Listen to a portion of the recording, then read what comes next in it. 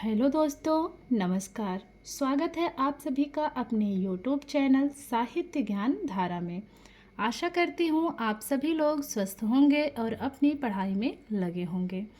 तो कवियों की श्रृंखला में बिना किसी देरी के आज हम सभी पढ़ेंगे रामदरस मिश्र के बारे में।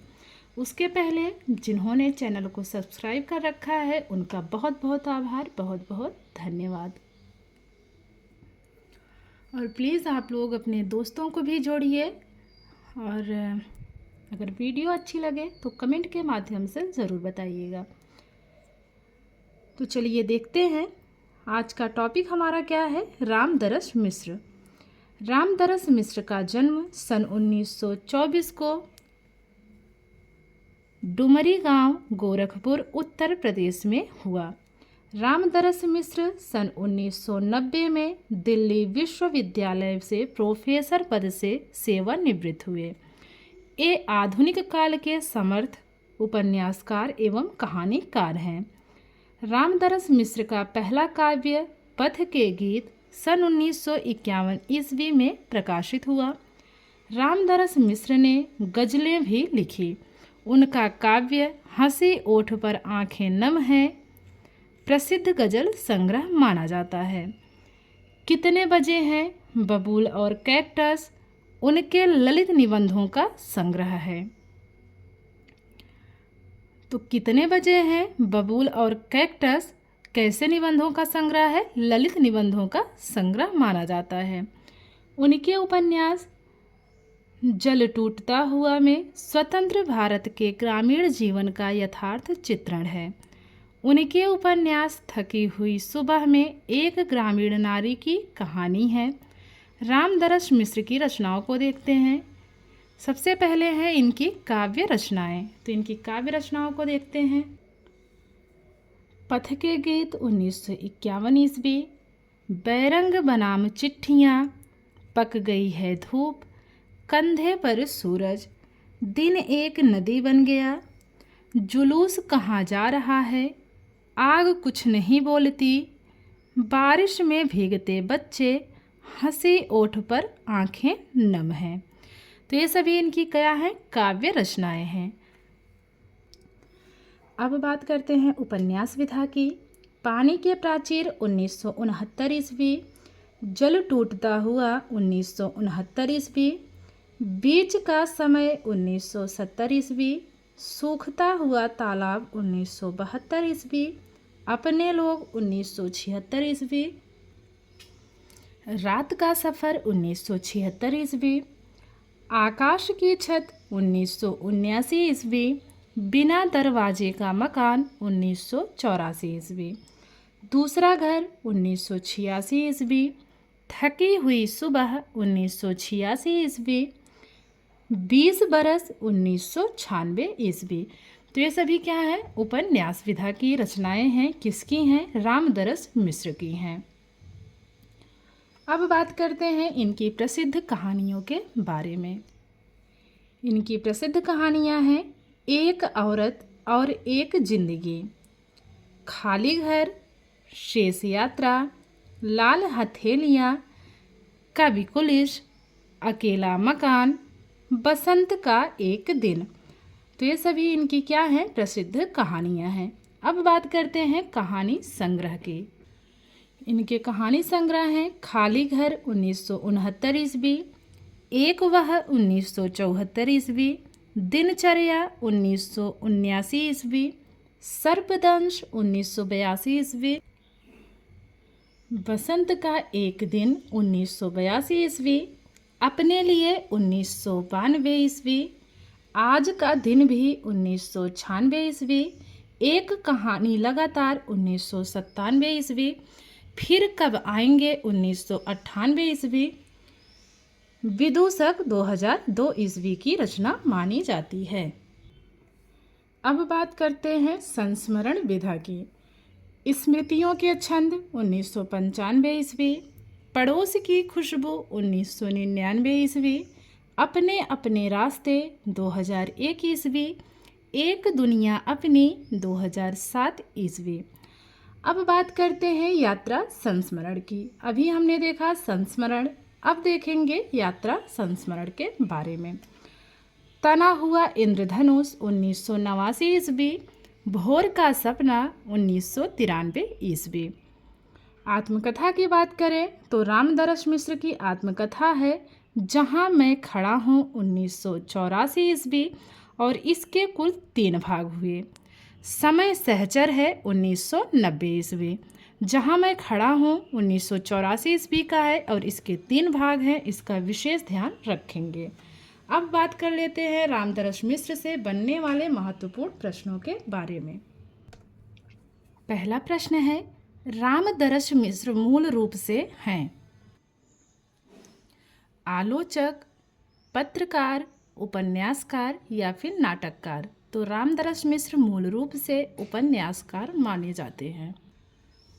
अगला प्रश्न है, रामदरस मिश्र का जन्म कहाँ हुआ? विकल्प है डुमरी गांव, गोरखपुर, उत्तर प्रदेश।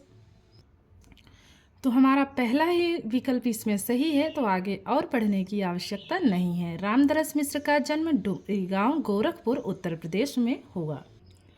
अगला प्रश्न है, रामदरस मिश्र का जन्म कब हुआ? 1923, 1924, 1925 या फिर 1926? तो 1924 ईस्वी में हुआ। रामदरस मिश्र किस विश्वविद्यालय में प्रोफेसर रहे हैं? विकल्प है कलकत्ता, जबलपुर, दिल्ली या फिर आगरा। तो दिल्ली सही है। अगला प्रश्न है, रामदरस मिश्र का पहला काव्य कौन सा था? रामदरस मिश्र का पहला काव्य कौन सा था? वैरंग बनाम चिट्ठियाँ, पक गई है धूप, कंधे पर सूरज या फिर पथ के गीत। तो रामदरस मिश्र का प्रथम काव्य, पहला काव्य माना जाता है पथ के गीत को। अगला प्रश्न है, पथ के गीत काव्य का प्रकाशन वर्ष क्या है? 1950, 1951, 1952, 1953। तो जो सही विकल्प है वो है 1951 ईस्वी। अगला प्रश्न है, रामदरस मिश्र का गजल संग्रह है दिन एक नदी बन गया, आग कुछ नहीं बोलेगी, हंसी ओठ पर आंखें नम, जुलूस कहाँ जा रहा है। तो जो इनका गजल संग्रह है वो तीसरा वाला है, हंसी ओठ पर आंखें नम। अगला प्रश्न है, इनमें से कौन सा निबंध रामदरस मिश्र का नहीं है? ठेले पर हिमालय, कितने बजे हैं, कैक्टस या फिर बबूल। तो जो पहला विकल्प है ये रामदरस मिश्र की रचना नहीं है। अगला प्रश्न है, रामदरस मिश्र के किस उपन्यास में स्वतंत्र भारत के ग्रामीण जीवन का यथार्थ चित्रण है? पानी के प्राचीर, रात का सफ़र, जल टूटता हुआ या फिर अपने लोग। तो तीसरा विकल्प जल टूटता हुआ बिल्कुल सही है। अगला प्रश्न है, रामदरस मिश्र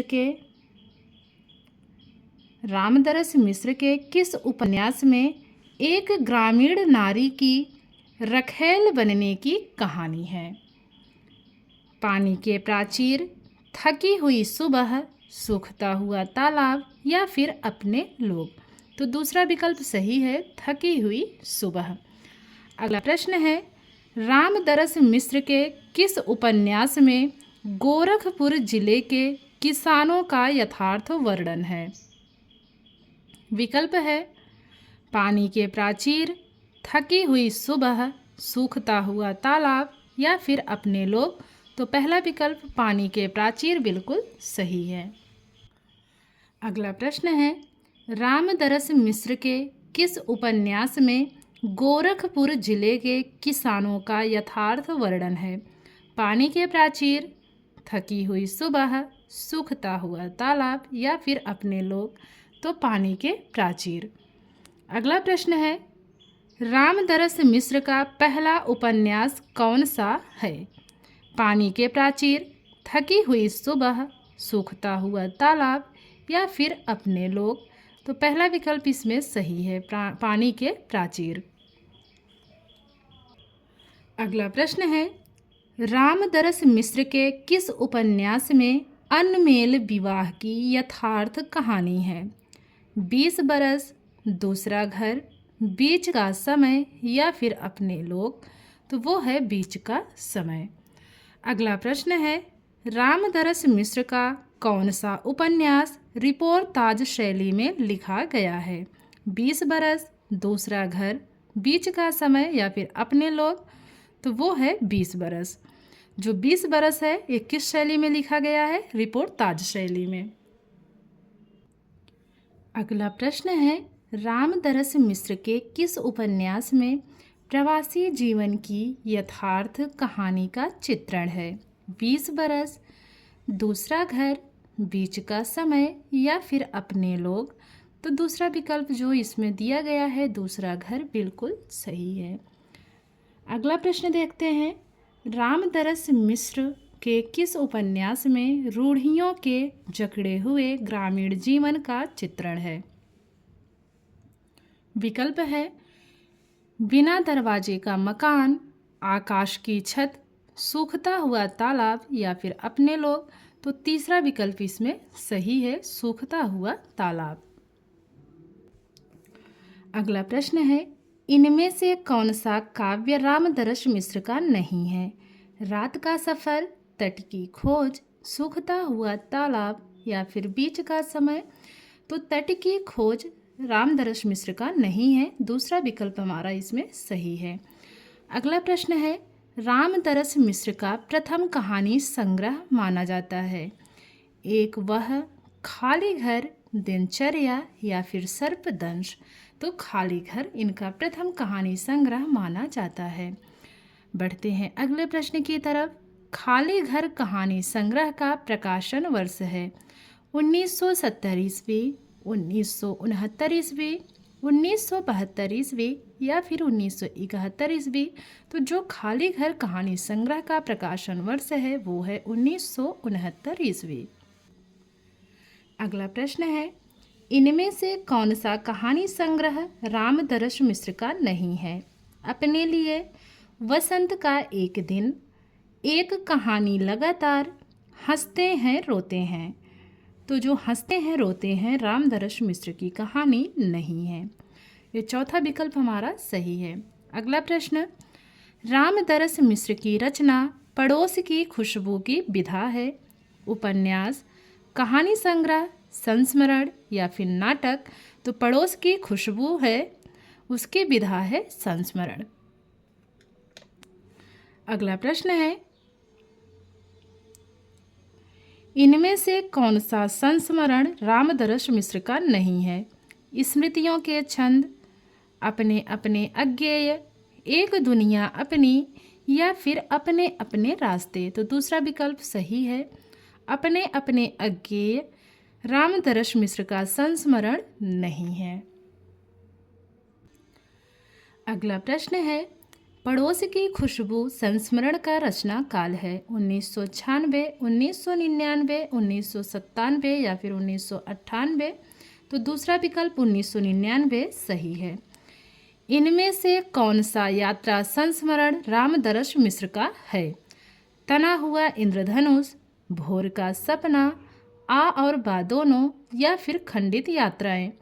तो आ और बा दोनों, ये तीसरा विकल्प हमारा सही है। अगला प्रश्न है, रामदरस मिश्र की आत्मकथा है? अपनी खबर, सिंहावलोकन, लगता नहीं दिल मेरा, जहाँ मैं खड़ा हूँ?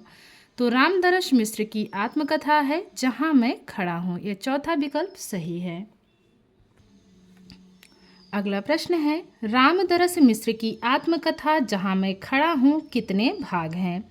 2 भाग, 3 भाग, 4 भाग या फिर 5 भाग? तो जहाँ मैं खड़ा हूँ इसके कुल 4 भाग हैं। अगला प्रश्न है, रामदरस मिश्र की आत्मकथा है? आज का दिन भी, समय सहचर है, भोर का सपना या फिर खाली घर? तो रामदरस मिश्र की आत्मकथा है, समय सहचर है, दूसरा विकल्प इसमें सही है। अगला प्रश्न, जहाँ मैं खड़ा हूँ आत्मकथा का प्रकाशन वर्ष है? 1984, 1985, 1986 या फिर 1987। तो 1984 पहला विकल्प इसमें सही है। अगला प्रश्न है, इनमें से कौन सी कहानी रामदरस मिश्र की नहीं है? लाल हथेलियाँ, कवि कुलिश, शेष यात्रा या फिर आर्द्रा। तो आर्द्रा इनकी कहानी नहीं है, चौथा विकल्प सही है। अगला प्रश्न है, तना हुआ इंद्रधनुष का प्रकाशन वर्ष है 1996, 1989, 1997 या फिर 1988। तो हमारा दूसरा विकल्प इसमें 1989 बिल्कुल सही है। बात करते हैं अगले प्रश्न की, समय सहचर है का प्रकाशन वर्ष क्या है? 1990, 1991, 1992 या फिर 1993। तो 1990 बिल्कुल सही है, पहला विकल्प इसमें हमारा क्या है? सही है। तो आशा करती हूँ आज की वीडियो आप लोगों को अच्छी लगेगी। अगर वीडियो अच्छी लगे तो कमेंट के माध्यम से ज़रूर बताइएगा और लाइक कर दीजिएगा। जिन लोगों ने चैनल को सब्सक्राइब कर रखा है उनका बहुत बहुत आभार, बहुत बहुत धन्यवाद।